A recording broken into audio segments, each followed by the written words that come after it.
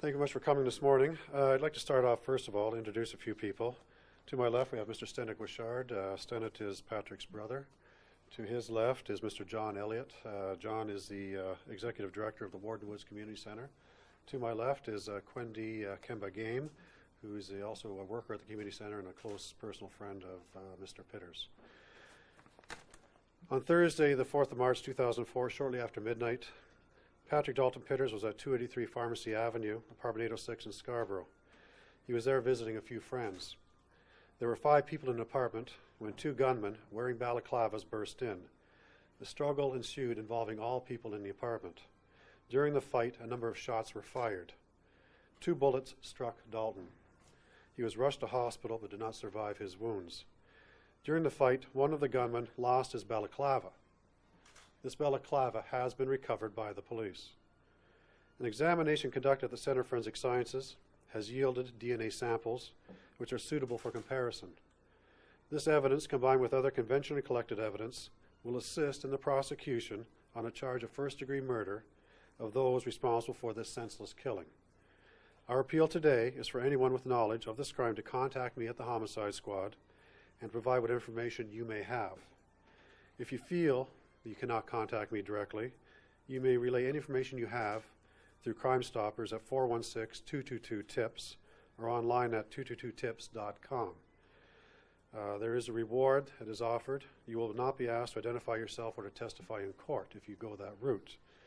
To that end, officers from the Homicide Squad, 41 Division, and the Toronto Police Auxiliary will be in the Warden Woods community this evening between the hours of 5 p.m. and 9 p.m. to conduct a canvass.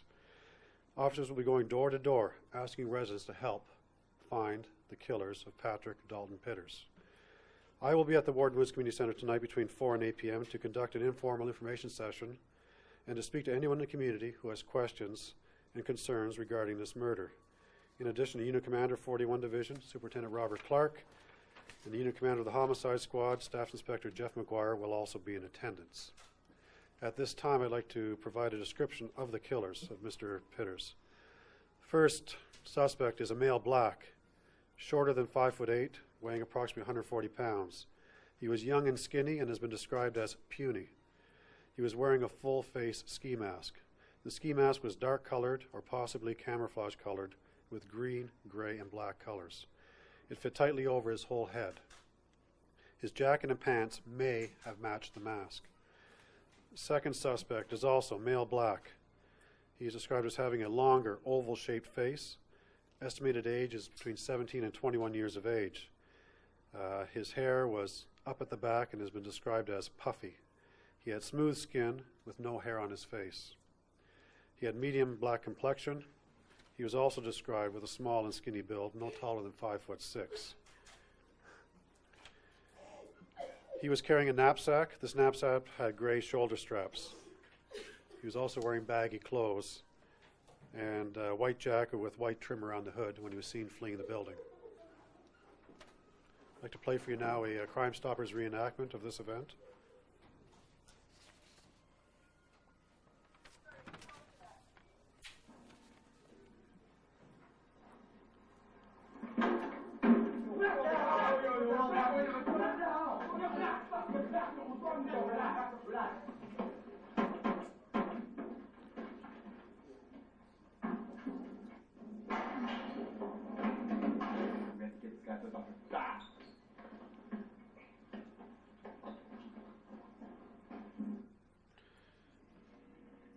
Thank you.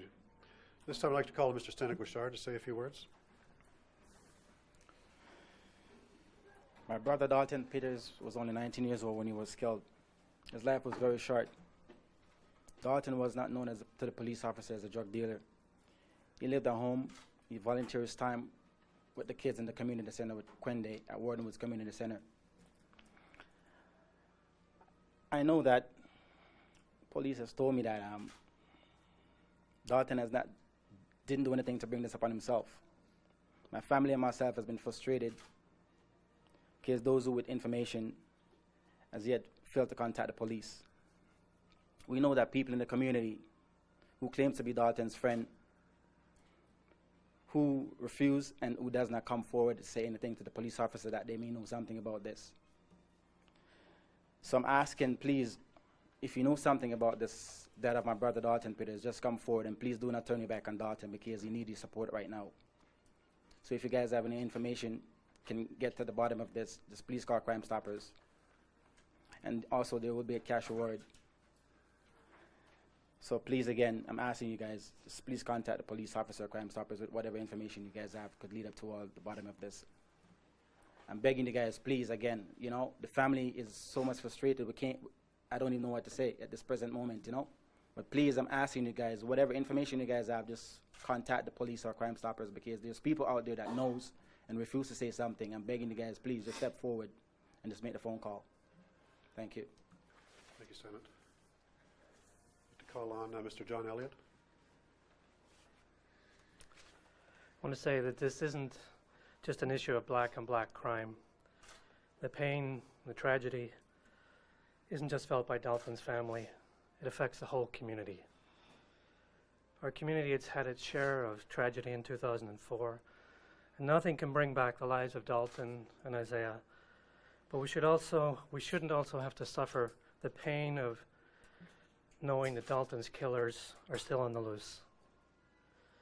If you have any information that could help the police with this investigation, I'm pleading with you to get in touch with the police or give Crime Stoppers a call. Do your part to bring healing to our community. Thank you, John. Thank you very much. That concludes our conference. Any questions? Rich, you've got some detailed descriptions of Yes, I do. the killers. Is it people that were in the apartment that are cooperating with you, or? Well, we've had some cooperation. As Senate has mentioned, we don't have all the cooperation we need. I can't elaborate as to who's given us these descriptions, but there are other people in the community who have stepped forward to provide certain information.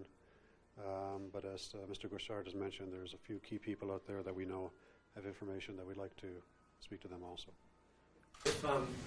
If you've got some DNA evidence, would it be as simple as this, that somebody makes a call, you get a name, then that person who does the Crime Stoppers call, that's it for them? That's it for them. All they need to do is provide us with the names. We'll examine the names that come in, the information that comes in through Crime Stoppers, compare that to evidence we've collected through the conventional means, and set a course of action to gather that DNA somehow. Right now you don't have a name?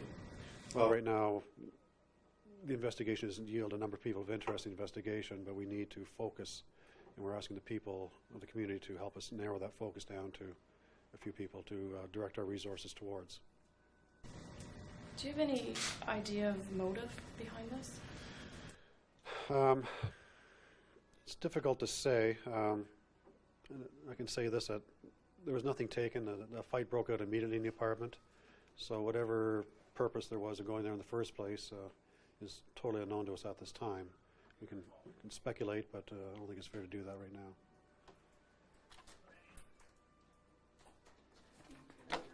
Who shot there, people who were saying get to the hospital, who are they? There were, like I say, there were a number of people in the apartment to begin with. There were two people that actually carried Dalton down 8 flights of stairs, put him in their car, and rushed him to the hospital. And those are his friends? Yeah, those are friends, yes. How accurate is the video as far as like number of shots fired, things like that? Can't comment on the number of shots fired, but I have mentioned that he was hit twice, so he's accurate as far as that goes. I'm talking just a little bit. Lindsay, do you feel... Step up to the microphone. Can you tell us a little bit about Dalton?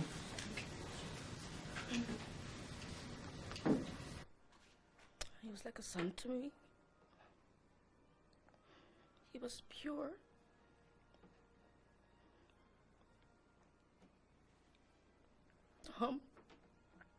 He was always there for everybody else. He did a lot of volunteer hours. I've known Dalton since he was 2 years old. And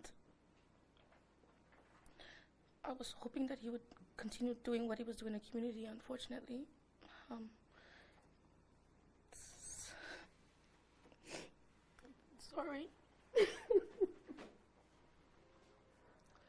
I can just share one story that Quendy told me.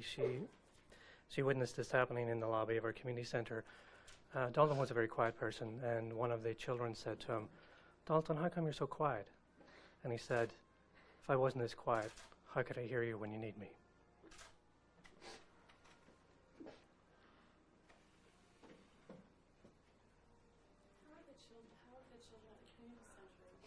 Been dealing with this? It's obviously been very stressful. The group that Dalton was involved with, a group called Urban Promise as well, they really facilitate a lot of stuff for the children. They had a wall where people could write their messages to Dalton. There was photographs of Dalton.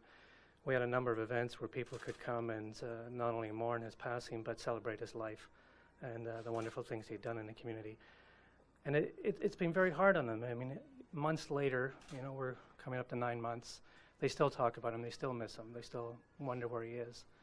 And I mean, it's been very, very difficult for them to recover from it. But we've seen some positive stuff with some of the older youth who have said, he started something good, we want to continue with that. We can't let his memory die.